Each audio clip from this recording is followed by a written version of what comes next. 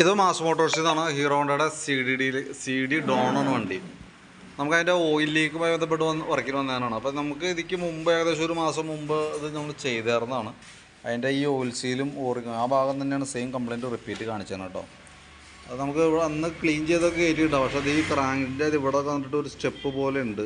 അതാണ് ആ oil leak വരാനുള്ളൊരു reason കേട്ടോ. റിപ്പീറ്റും കംപ്ലയിൻറ്റ് കാണിച്ചാണ്. അതുകൊണ്ടാണ് നമ്മൾ ഒന്നും കൂടി ഒന്ന് ക്ലിയർ ചെയ്ത് റീസെറ്റ് ആക്കണമുണ്ട്. പക്ഷേ അത് ഓയിൽ ലീക്ക് 100% മാറുമെന്നൊരു ഉറപ്പ് പറയാൻ പറ്റില്ല. കാരണം ഞാൻ ആ ഓയിൽ സീൽ കിടന്ന് വർക്ക് ചെയ്ത ഭാഗത്ത് ഒരു സ്റ്റെപ്പ് പോലെ ആയേക്കാണ്. അപ്പോൾ മാക്സിമം നമ്മളത് ക്ലിയർ ചെയ്ത് നോക്കണമുണ്ട്. റെഡി ആവുമോ എന്നുള്ളത് വെച്ച് നമ്മൾ ഉപയോഗിച്ച് നോക്കിയാലേ അറിയാൻ പറ്റുള്ളൂ കേട്ടോ. കാരണം ഈ ഇതുമേ സ്റ്റെപ്പ് വീണ് കഴിഞ്ഞാൽ അത് ക്രാങ്ക് ഷാഫ്റ്റ് അസംബ്ലിയുമ്പോൾ തന്നെ നമുക്ക് പ്രത്യേകിച്ച് ഒന്നും ചെയ്യാൻ പറ്റില്ല. പരമാവധി ഇങ്ങനെ ക്ലീൻ ചെയ്ത് ഇടാം. ഒന്നുകൂടി ഒന്ന് ട്രൈ ചെയ്ത് നോക്കാം. നടപടി ആയില്ലാന്നുണ്ടെങ്കിൽ ക്രാങ്ക് ഷാഫ്റ്റ് മാറ്റിയിട്ട് ബാക്കിയത്തെ വർക്ക് സെറ്റ് ചെയ്ത് കഴിഞ്ഞാൽ ഓക്കെ ആയിക്കോളും. ഈ തവണയും കൂടി നമുക്ക് അതിൻ്റെ ഓയിൽ സീൽ ഓറിങ് കാര്യങ്ങളൊക്കെ മാറ്റിയിട്ടൊന്ന് സെറ്റ് ചെയ്ത് നോക്കാം കേട്ടോ. അതാണ് നമുക്ക് ചെയ്യാൻ പറ്റുക. പിന്നെ നമുക്കിതിനകത്ത് കുറച്ച് ഓയിൽ കുറവുണ്ട്. ഏകദേശം ഒരു 100 മില്ലി ഓയിൽ കൂടി നമുക്കിതിനകത്ത് ടോപ്പ് പെയിൻ്റായിട്ട് വരും കേട്ടോ. കാരണം കുറച്ച് ഓയിൽ പോയിട്ടുണ്ട്.